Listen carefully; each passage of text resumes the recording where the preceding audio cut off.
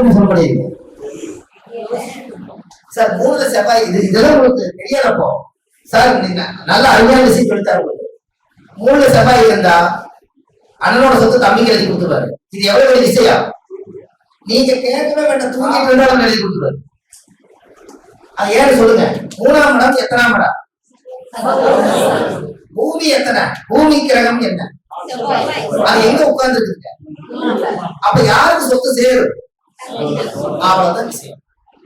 அம்மா புரியல? புரியலையா? அம்மா புரியலையா? 3ஆம் இடம் என்பது சகாயம், கொடுக்கல் வாங்க. செவ்வாய்னா பூமி. 3ஆம் இடம்ன்றது உறவுல இளைய சகோதரன். அப்போ ஒருத்தரோட ஜாதகத்துல, அண்ணனோட ஜாதகத்துல 3ல செவ்வாய் இருந்தா அவரே தம்பி நல்லா இருக்கு தம்பி நல்லா இருக்குன்னு சொல்லி பொண்டாட்டிக்கு கூட தெரியாம தம்பிக்கு எழுதி வச்சுருவாரு.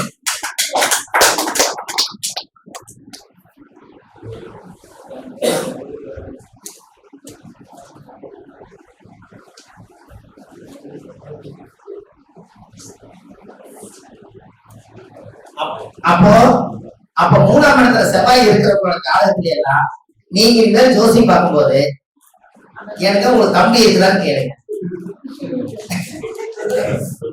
இருக்குது, அதை லைட்டா டச் பண்ணுங்க, சும்மா செக் பண்ணுங்க. உங்களுக்கு தம்பி இருக்குது, உங்களுக்கு ஏதாவது சொத்து உங்க அப்பா கொடுத்த சொத்தை நீங்களே வச்சுக்கோன்னு நினைக்கிறீங்களா, இல்ல சொத்தை பிரிச்சு கொடுக்கணும்னு நினைக்கிறீங்களா, இல்ல தம்பிக்கு ஏதாவது கொடுக்கணும்னு நினைக்கிறீங்களான்னு கேளுங்க. அப்படியெல்லாம் இல்லைங்க, தம்பி வந்து கஷ்டப்படுறான், நான் நல்ல வீடு காரு வாங்கிட்டேன், இந்த சொத்து பூர்வீகத்துல அவன் தான் வாழ்றான், அவனே வச்சுக்கிட்டுங்க அப்படின்னு சொல்லுவார். இது நிறைய பேருக்கு நான் கேட்டு பார்த்தனால உங்களுக்கு சொல்றேன். இது நீங்களும் கேட்டு பார்த்தீங்கன்னு வச்சுங்க, அவர் என்ன யோசிப்பா தெரியல. யோசிப்பாரு, நம்ம தம்பிக்கு பொண்டாட்டிக்கே தெரியாம சொத்து எழுதி வைக்கிறான்றது இவருக்கு எப்படி தெரியும்? எனக்கு என்ன சார் கையை தூக்குறாரு. சரி சார், இது ஒரு கை தட்டி இருக்குல்ல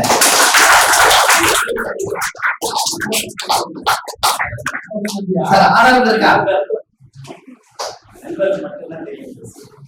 பாத்தீங்களா? கட்டின கொண்டாடி தெரியல. அப்போ அங்க அவருக்கு நண்பர்கள் தெரியுது சார். இந்த வார்த்தைக்கு உயிர் இங்கே இருக்கா? எவ்வளவு விஷயம்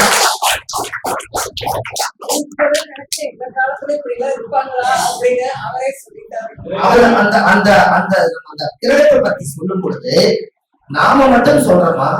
இத அனுபவிச்சு சொன்னதெல்லாம் அவருக்கு அது இருந்ததுனால அவர் தம்பி எங்கேயோ ஒரு பக்கத்துல அவர் நல்லா இருக்கும்னு நினைக்கிறாரு பாருங்க. அங்கேயே இந்த ரத்த துடிப்பு இருக்கிறத காமிக்குதுங்களா? ரத்த துடிப்புன்னு ஒண்ணு சொல்லுங்க இல்லைங்களா? அது எங்க அம்மா அடிக்கடி சொல்லுவாங்க. நாங்க 5 பேர் 6, நான் 6வது, எங்களோட மொத்தம் 16 பேர் பிறந்தாங்க அப்படின்னு எப்படிப்பட்ட அப்பாவா இருந்தாங்க. எங்க அப்பாவுக்கு 2 தான், நான் 6வது 16, அவங்க 10 உருப்படி, இங்க 6, மொத்தம் 16 பேர். இதுல நான் தான் கடைசியை பிறந்தேன். அதோட ஒரு இறந்துட்டாரு. நல்லதா போச்சு. ஏன்னா 16 பெரும்பாலும் அது கூட வாழ்க்கை என்ன வச்சு 17 ஏன் தொடரணும், புரிஞ்சுங்களா? அப்போ அந்த 5 பேர் இருக்கிறோம் இல்லைங்களா? அந்த ரத்த சம்பந்த உறவுல நம்ம ஒவ்வொருத்தருக்கு அந்த அணுகல் இருக்குல்ல. அப்ப எங்க அம்மா அடிக்கடி என்ன சொல்லுவாங்கன்னா, அட ஒண்ணு சத்தம் போட்டுக்காதீங்க, இனிமேல் இறக்கத்தான் போற பிறக்க போறதுன்னு சொல்லுவாங்க. இப்படி சொல்லியே சேர்த்து விட்டாங்க. சண்டை வந்தாலும் பிரச்சனை குறைஞ்சது.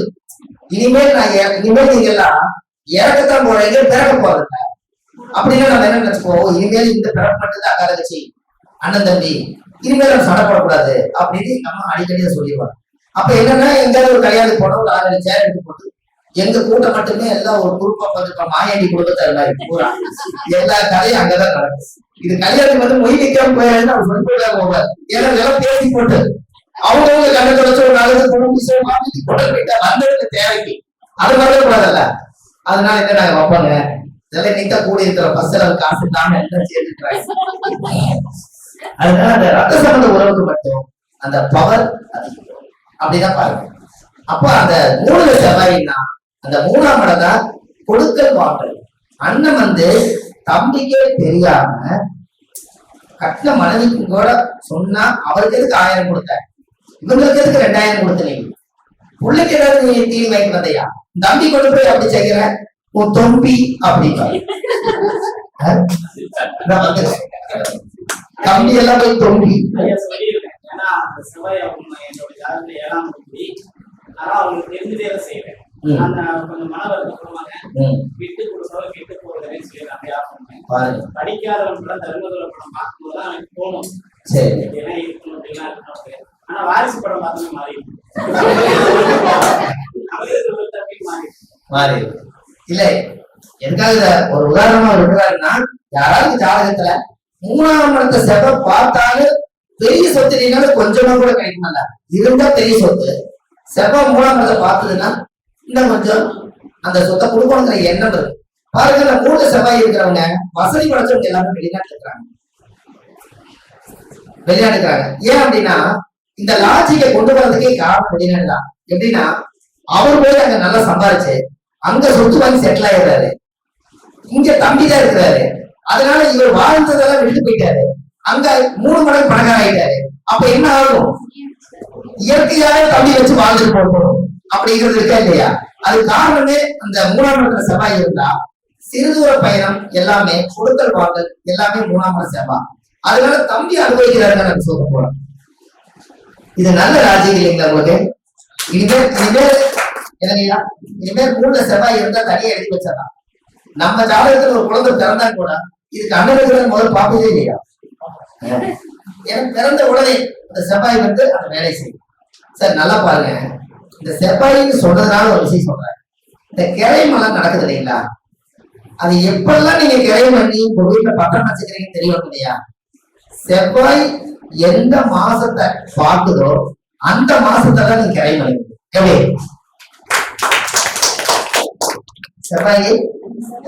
செவ்வாய் ஒரு வீட்டுல இருக்குமா? இன்னைக்கு எழுதுனீங்கன்னா இப்படி இருங்க, அது பெரிய கணக்கு அல்லவா?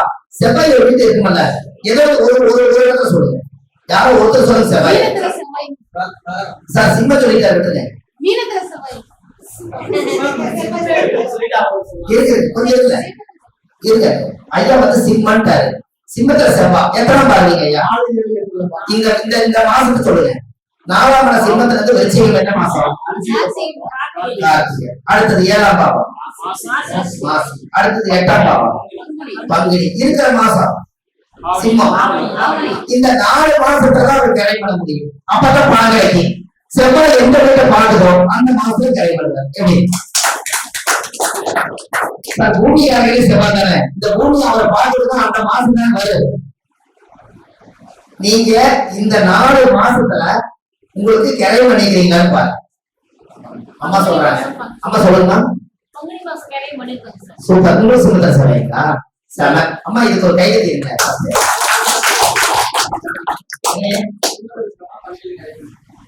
பங்குனியில கிரை பண்ணிட்டாரு. செம. சார் சொல்லுங்க.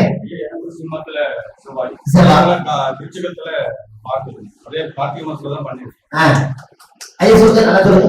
சிம்மத்துல செவ்வாய் கார்த்திகை மாசத்துல கரையம் பண்ணிருக்கு. கார்த்திகை மாசம் 4ஆம் பாதத்துல வச்சுக்க பாருங்க. சூப்பர் ஐயா. ரெண்டு கரை பண்ணிக்கிறாரு. எப்படிங்க ஐயா? ஐயா எப்படி செவ்வாய் சூப்பரா போகுதுங்க? என்ன காரணம்? பிரபஞ்சம் சேர்த்து நம்மளுக்கு சப்போர்ட் பண்ணுதா இல்லையா? அம்மா சொல்லுங்க. ஆமா இல்ல, அது அந்த சொத்துல அது கணக்கு வராதுங்க, அது நம்ம பொதுவா இருக்கிறதா. ஆமா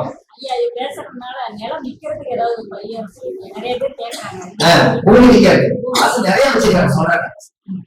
ஐயா இப்போ செவ்வாய் பார்த்த இடமெல்லாம் நீங்க அந்த மாசத்துல உங்களுக்கு காசு எப்படி கிடைச்சுன்னு தெரியாது, ஆனா செவ்வாய் தான் கொடுத்தது. முருகனுக்கு ஒரு நன்றி சொல்லணும்னு சொல்றாங்க சார். செவ்வாய் பூமிக்காரன், பூமிக்கு ஒரு முருகனுக்கு ஒரு நன்றி தான்.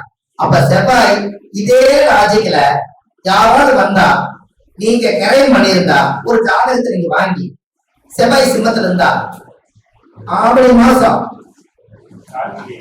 இல்ல கார்த்திகை மாசம் மாசி மாசம் பங்குனி மாசம் இந்த 4 மாசத்துல நீங்க கிரையம் பண்ணிக்கிறீங்களா? உங்க வீட்டுல பத்திரம் அந்த தேதி இருக்குதான்னு கேட்டா துளசிக்கு எவ்வளவு பெரிய வெற்றி.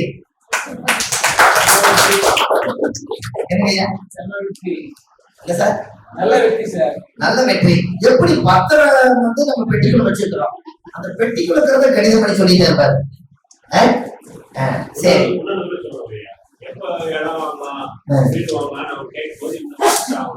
சொல்லலாம் ஐயா. இப்ப பாருங்க எவ்வளவு எளிமையா வந்துருச்ச கிரை பண்றது. அப்போ நீங்க எப்ப கிரை பண்ண நடக்குங்க?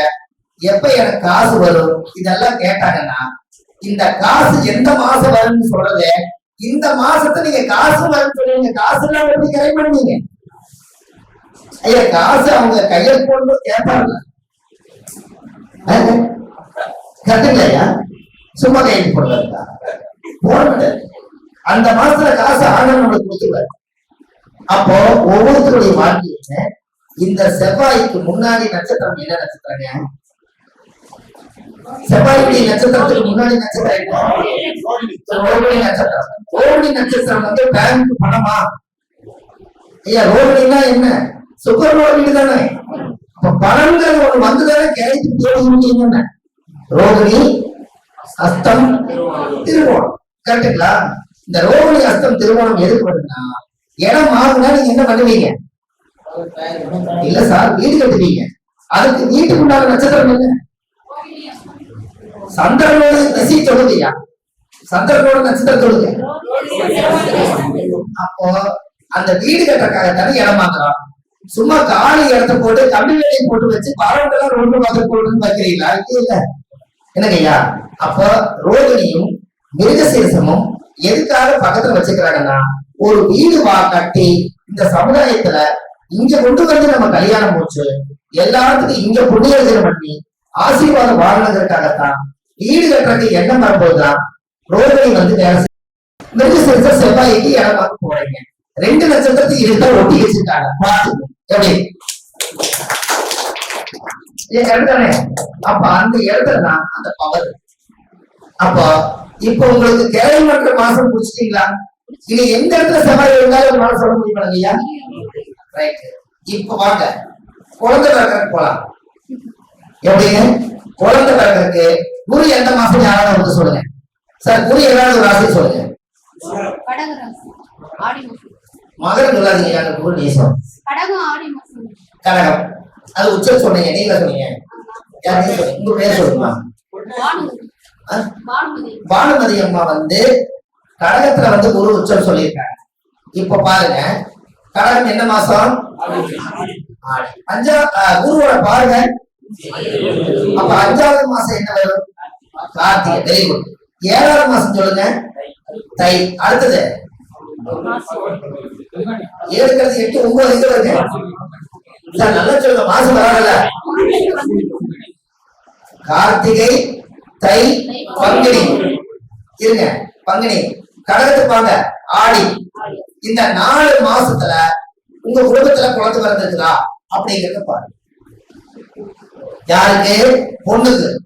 உங்க வீட்டுக்காரோட குரு சொல்லுங்க. குரு வக்கரமானு சொல்லுங்க. 2 பேருக்கு குரு வக்கரமா? எந்த மாசத்துல உங்களுக்கு எத்தனை குழந்தைங்க? ஒரு பையன். எத்தனை மாசம்? கார்த்திகை மாசம் தான் பிறந்த சொல்றேன். நீ சரி சொல்லுங்க. என்ன சொன்னீங்க சொல்லுங்க. அப்படி சொன்னீங்களா? இதுல ரொம்ப பாம்போட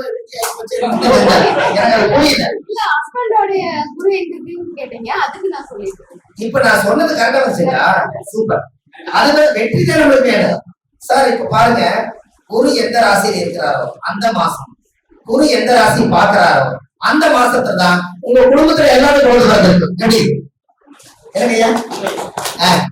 இப்ப வாங்க சொல்லுங்க பாக்கலாம். யாரு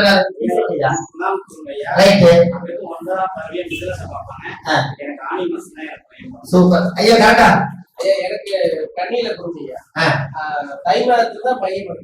சாம சூப்பர் ஐயா. எங்க பையன் வந்து 6 மாசம் தான் பிறந்தான். ரைட். கரெக்டா வருதுங்களாமா? கரெக்டா வருது. அடுத்த பொண்ணு கார்த்திகை தான் சொல்றோம். ஓ ஜம்முன, இது பெரிய லெவல் ஆயிப்போச்சு.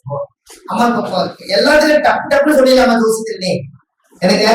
இதெல்லாம் மெயினான சமாச்சாரம் இல்ல. கன்சீவ் எப்போ ஆகிட்டு போறாங்க, ஆனா பிறகு மாசம் சொல்ல முடியும்ல. அப்ப கர்ப்பத்துல இருக்கும் போதே ஜோசியை கழிச்சு நீ இந்த மாசத்துல நீ பிறக்க முடியும். நீ எழுதி கையில போட்டு கொடுக்கலாம். கேட்டா எனக்கு ஐயா எழுதி கையெழுத்து போட்டு இந்த மாசத்துகள்ல உங்க குடும்பத்துல நிச்சயம் குழந்தை வாரிசு உருவாகி பிறந்திருக்கும் அப்படின்னு கொடுத்தா இன்னமும் ஜோதிடத்துக்கு பலம் ஜாஸ்தி. கரெக்டுங்க ஐயா? அப்ப இனிமேல் குரு இருக்கிற மாசம் குழந்தை பிறக்கிற மாசம். செவ்வாய் இருந்து பாக்குற மாசம் கிரையும் பண்ற மாசம். எப்படி கரெக்டுங்களா ஐயா? ஐயா இந்த ரெண்டும் முக்கியமா எப்படி கரெக்டாங்க? அப்போ இந்த மாதிரி ஒரு மாசங்களை எல்லாம் நீங்க ஜாதகம் பார்க்க வந்தோடனே ரொம்ப எளிமையா இந்த விஷயத்தை நம்ம தெரிஞ்சுக்க முடியும். எனக்கு இந்த மாசத்தை தெரிஞ்சுக்க முடியும். அப்ப இதுல இருந்து நீங்க பாகுபாடு இல்லாம நம்ம எழுதியே கொடுத்துடலாம். அவர் 5 வருஷம் கழிச்சு கரை பண்ணாலும் இந்த மாசம் தான் கரை பண்ணல, பணம் இல்லை. கரை எப்ப பண்ணாலும் இந்த 4 மாசத்துலதான் நீங்க கரை பண்ணுவீங்க. இந்த 4 மாசத்துலதான் இந்த குழந்தை பிறக்கும் அப்படிங்கறத சொல்லாமே சார். கர்ப்பத்தில் இருக்கும் போதே ஜோசியம் சொல்ல முடியும். கர்ப்பத்தில் இருக்கும் போதே ஜோசியம் சொல்லலாம். அது எதோ உங்களுக்கு தெரியுதா? கர்ப்பத்துல இருக்கும் போதே குழந்தை பூமிக்கே வரல. இது ரொம்ப சாமர்த்தியமான விஷயம் தானே. இன்னைக்கு அந்த ரகசியத்தை நீங்க தெரிஞ்சுக்கிறீங்க அப்படி எனக்கு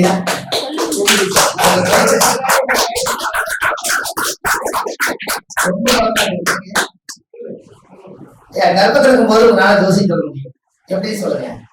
அதாவது ஒரு குழந்தை வயிற்றுக்குள்ள உருவாகுது, கரெக்டுங்களா? குழந்தை வயிற்றுக்குள்ள உருவாகுது. இந்த வயிற்றுக்குள்ள உருவான உடனே சரிங்களா, அந்த ஜாதகம் பிறந்த உடனே நம்மள வருமல்ல. எப்போ பிறந்தனே வரும். பிறந்த உடனே ஏதோ தசா புத்தி நடக்குமா? நீங்க ஏதாவது ஒரு தசை சொல்லுங்க. சரி, ஒரு நெசல் பிறந்திருக்கும், கரெக்டா? சரி, ஒரு புத்தி சொல்லுங்க.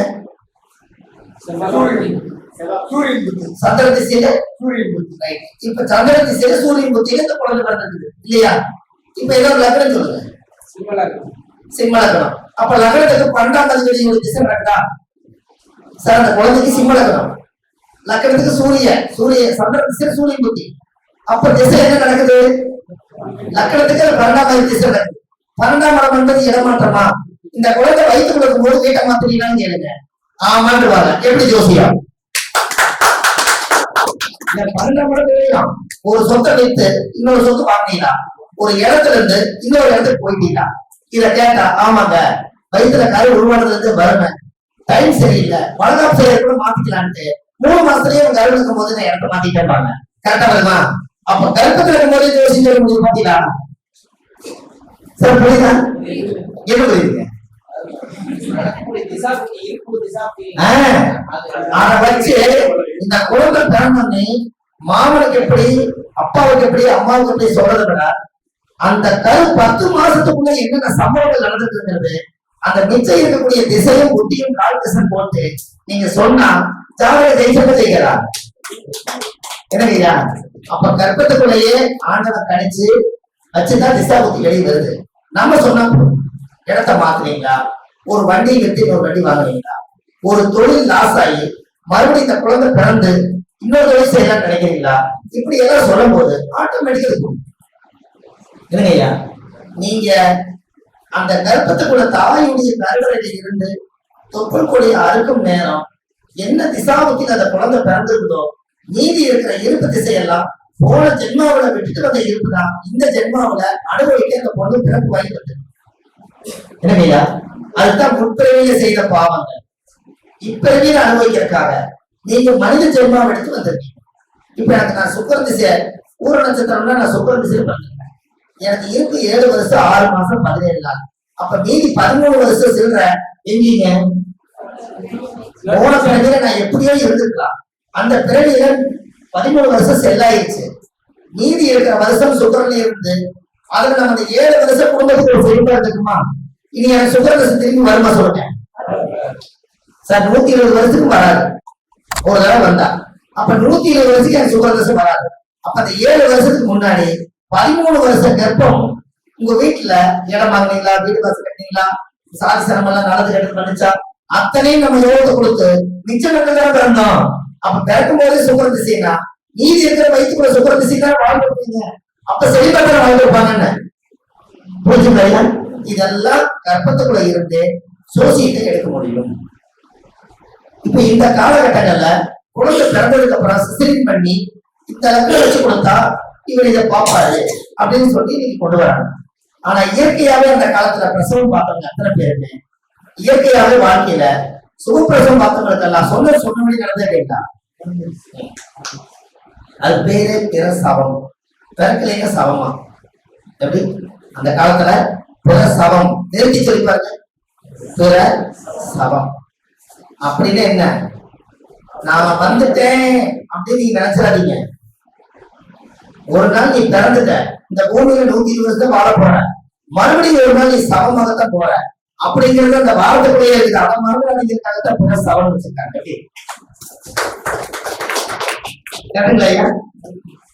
அதான அது பிரசவம். அது பிரசவம்னா அந்த சவம்ங்கிற வார்த்தை கொடுத்து அது வச்சுக்கோங்க. கர்மம் அப்படின்னு இருக்கும், கா மான். அந்த காவை வந்து தாவா மாத்திட்டீங்கன்னா தர்மம். அப்படி கர்மத்தோட தந்திருக்க, தர்மத்தோட வாழு அப்படிங்கிறக்காக வச்சிருக்கேன்.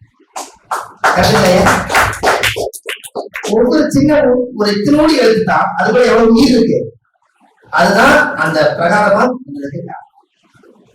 அப்போ அந்த காலத்துல முன்னோர்கள் எல்லாம் அந்த ஊழ்வினையா தோஷங்கள் எல்லாம் நீக்கிறக்காக மனித ஜென்மாவை எடுத்துருக்கோம்.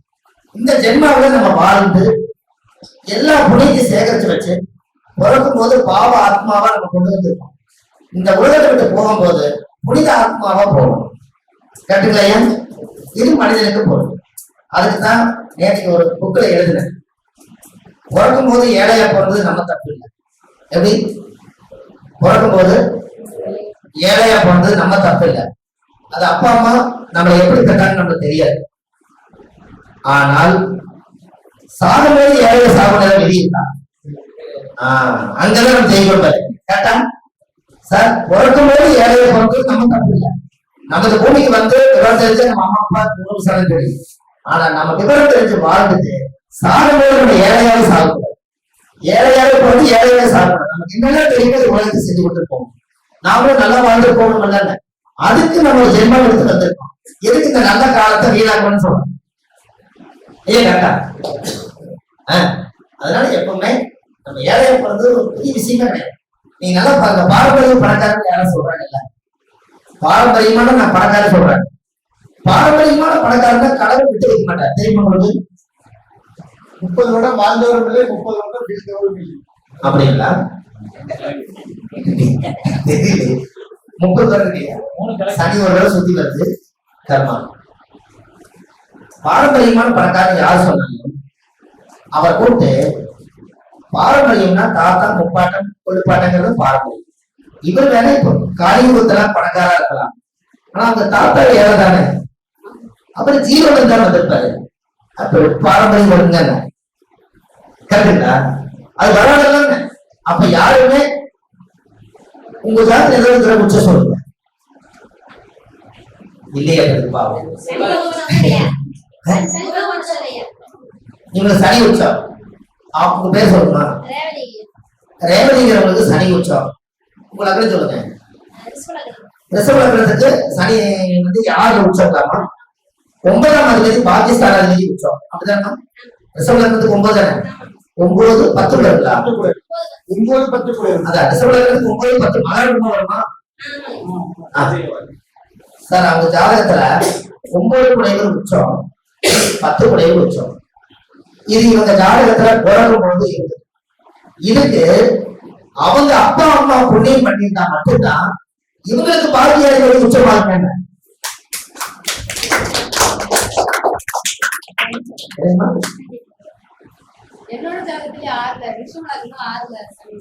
அங்க பாருங்க, அவங்க ரிஷப லக்னம்.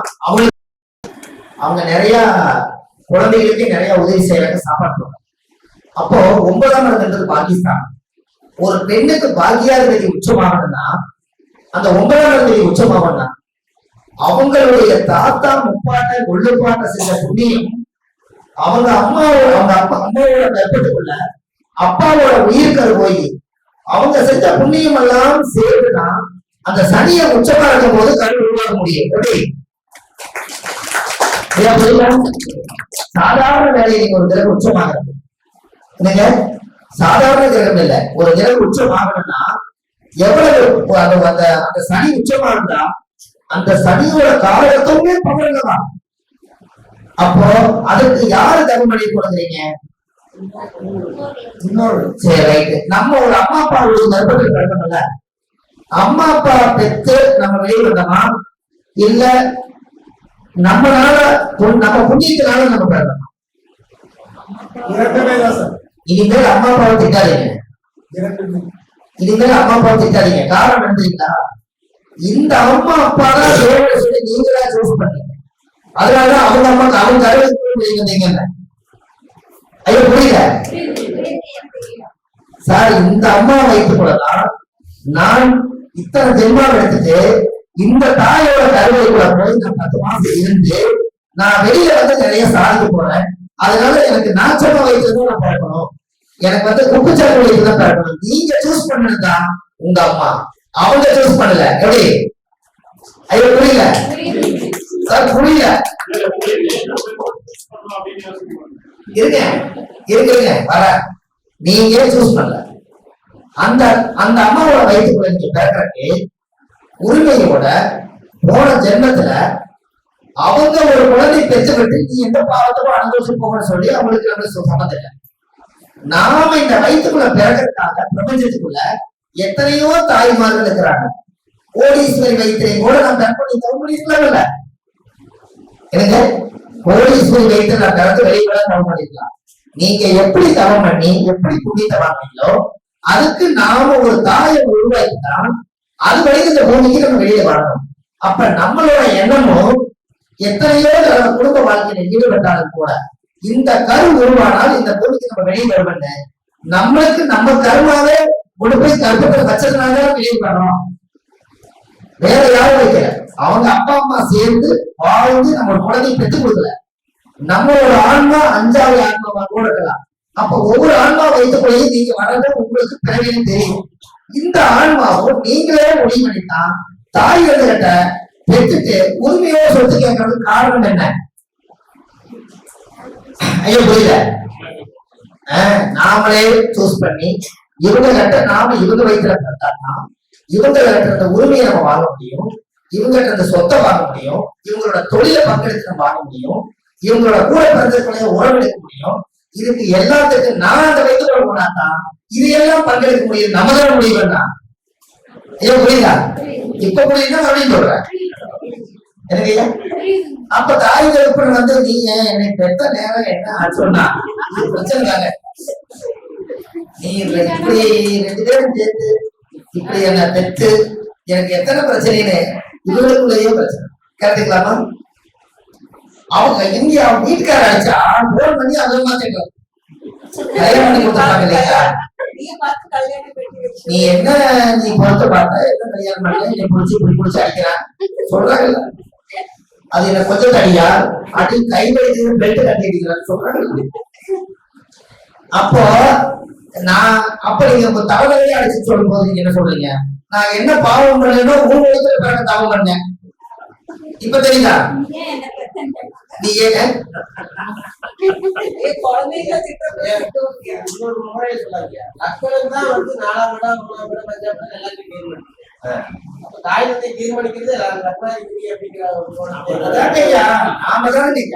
அதுதான் சொல்றேன். லக்னம் பிறந்ததுக்கு அப்புறம் தான் உறவுல எடுக்கிறீங்களே சார். என்ன பெத்த தாயே என்னை எதுக்கு பெத்தாயேன்னு கேட்கறேன். கரெக்டுங்களா? எவ்வளவு பிரச்சனை அவங்க கிட்ட இருக்கு. ஒவ்வொருத்தர் கிட்ட எல்லாத்துக்கிட்டையும் பிரச்சனை இருக்கு. காரணம் எங்க பிறந்தாலும் தெரியும். அதுதான் நான் சொன்னேன், பிறப்பு ஒரு சம்பவம் தான். ஏழையா கூட பிறந்திருக்கலாம். விவரம் தெரிஞ்சு வாழ்ந்து சாதிக்கிறது நிறைய இருக்கே இல்லையா? நம்ம அதை எடுத்துக்க வேண்டியதானே சொல்றேன். நீங்க அம்மாவை திட்டுறீங்க, அந்த அம்மா உயிர் இருக்கு வரைக்கும் திட்டுறீங்க. அந்த அம்மா கூட அடுத்தது உயிர் கேட்கறேன்.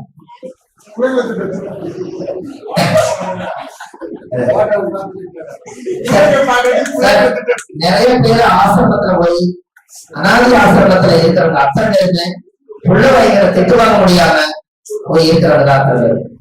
கேட்டுங்களா? சோறு கூட பிச்சை எடுத்துன்றா உங்க திட்டு வாங்க முடியும்னு கேட்கிற பொருட்கள் எத்தனை பேரு? கேட்டுங்களா? நினைச்சு பாரு.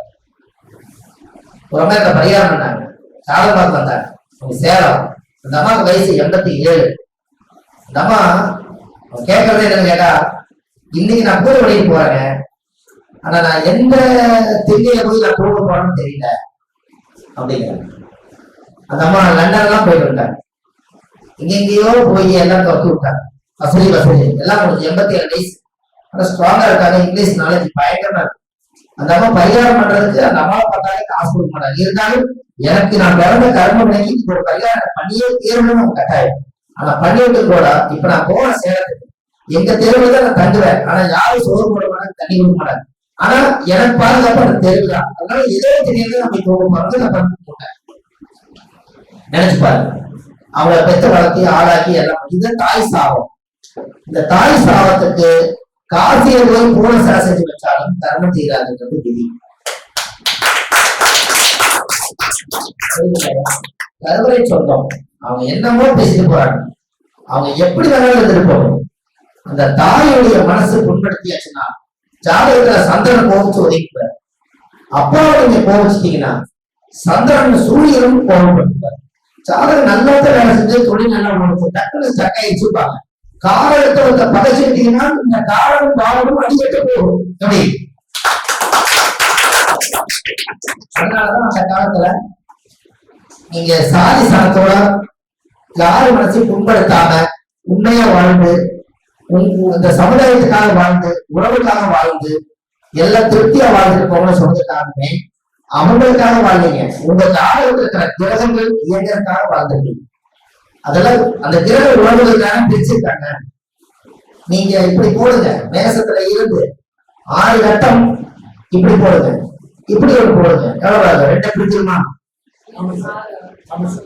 6 கட்டம் இல்ல இப்படி போடுங்க.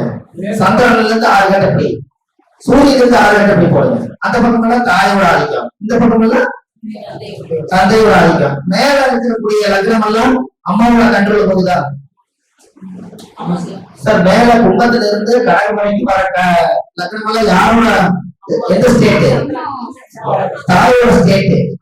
சூரியன்ல இருந்து மகர வரைக்கும் நடந்தெல்லாம் அப்போ நல்லா பாருங்க, சூரியன் எந்த வீட்டுல பகை?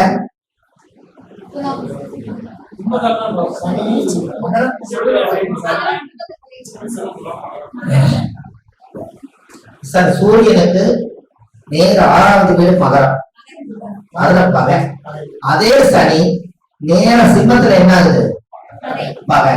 அப்ப இந்த ஏரியாக்குள்ள சூரியன் சனி சேர்ந்தா பகைன்னு ஏன் வச்சாங்க இப்ப தெரியல. ஆனா அப்புறம் மகன் சூரியனும் சனியும் சேர்ந்தா அப்பாவுக்கு மகனுக்கு ஒத்து வராது. அப்பா சம்பாதிக்கிற சொத்து மகனுக்கு நேரடியே கிடைக்காது. இது எப்படி வச்சாங்கன்னா இதுக்கு அது 6வது வீடு, மகரத்துக்கு சூரியன் அது 8வது வீடு. இது 6, 8 வரதுனாலதான் இந்த கண்ட்ரோல் பூரா வச்சிருக்காங்க. பாத்தீங்களா? கரெக்டுங்களா? அதே சந்திரனுக்கு அது எந்த கும்பம்? அதே அதுக்கு 6. அதனாலதான் சந்திரனும் சனி சேர்ந்தா நீங்க புறவு தோஷம் ஒரு பயண கிரகத்துல ஸ்டாப் பண்ணதுக்கு பகையான கிரகம் இப்படித்தான் வச்சிருக்காங்க. அந்த காலத்துல முன்னும்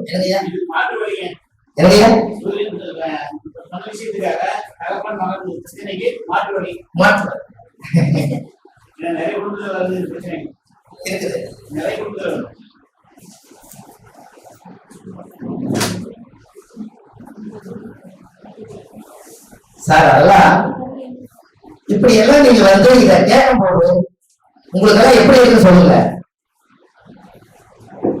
சார். ஒண்ணுமே சொல்லுங்க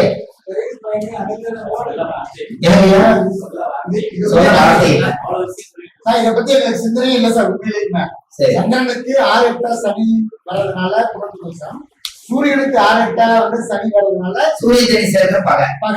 அந்த இது வந்து கான்செப்ட் இப்பதான் சார் சார் நீங்க பாருங்க, சனி வந்து கடகராசியில் இருந்தா அது புனர்வு தோஷம் தானே. யாருக்கெல்லாம் கடகத்துல சனி இருக்கோ அவங்க வருஷ ஹார்ட் போய் செக் பண்ணி எதனால, யாருக்கெல்லாம் கடகராசியில சனி இருக்கும் அவங்க ஹார்ட்டை செக் பண்ணிக்கணும் எப்பவுமே. எதனால? காலச்சக்கரத்துக்கு 4ஆம் இடம் மார்பு பிளஸ் இதயம். அந்த இதய துடிப்பு 4ஆம் இடத்துல இருக்கு. அந்த துடிச்சிட்டு இருக்கக்கூடிய இந்த இடத்துல போய் இந்த சனி போய் அங்க உட்கார்ந்துருக்கனால அந்த துடிப்பு போய் ஸ்லோ பண்ணிடுச்சுன்னா நம்மளுக்கு அந்த காட்டு தொல்லைகள் வரும். அதனால அந்த பஞ்சிங் வந்து இப்படி ஒரு லெவல பண்ணும். அந்த சனி வந்து அதை அப்படியே லாக் பண்ணும். அப்ப என்ன ஆகும்? உணர்வு தோஷம் மட்டுமல்ல, அந்த ஹார்ட் தோஷம் வந்திருக்கா இல்லையா? அதுக்கு பரிகாரம் என்ன தெரியுங்களா? அதுக்கு பரிகாரம் இருதய ஆபரேஷன் பண்றாங்கல்லங்க, அவங்களுக்கு மெடிக்கல் செலவெல்லாம் பண்ணிக்கிறதா பரிகாரம். ஒரு ஆபரேஷனுக்கு மெடிக்கல் மருந்து இருக்குது இல்லைங்களா, அது கொஞ்சம் வாங்கி கொடுத்தீங்கன்னா அவர் அதை சாப்பிட்டு அந்த நோய் குணமானா இந்த நோய் போயிருப்பான். சரி, இப்ப இதே வந்து கடகத்துல 4 கிரகங்கள் வந்து சனியோட வாங்கி வந்து அப்ப அந்த பாதிப்பு ஏற்படுத்தலாம். அந்த இடத்துல வெயிட் ஜாஸ்தி ஆகாதல்ல. இல்ல சார், இப்ப கடகத்துல ஒரு 4 கிரகம் உட்கார்ந்து அதுல 3 கிரகம் சனியோடைய பூச நட்சத்திரத்துக்கு தான் கேக்குறீங்க. அதாங்க ஐயா, பூச நட்சத்திரத்துல இருந்தாலே சந்திரன் வெயிட் தாங்கணும்ல, வெயிட் தாங்காதல்ல. அப்ப அந்த மாதிரி இருக்கிறவங்க வந்து இருதய ஆஸ்பத்திரி பண்றது நம்ம செலவு பண்ணணும். அதனாலதான் ஆயுசு எவ்வளவு கொடுத்துருக்காங்க ஐயா. ஆயுசு கணக்கு பண்ணுவீங்கல்ல, ஆயுதம் சொல்லு தைரியமா, பயப்படாதீங்க. உங்களுக்கு கணக்கு 120 சொல்லுங்க. சரி, அப்போ இந்த 120 இந்த 120 தோசை வருதுங்களா? 120 தோசை வருது. அசுவனி நட்சத்திரத்துல இருந்து ஆயில் முடிய நட்சத்திரம் எது சொல்லுங்க பார்க்கலாம். ஆயில்யம், அது பேரு ஆயில். ஆயில் அங்கதான், அது ஆயில்யம். சரிங்களா? அங்க வரும்போது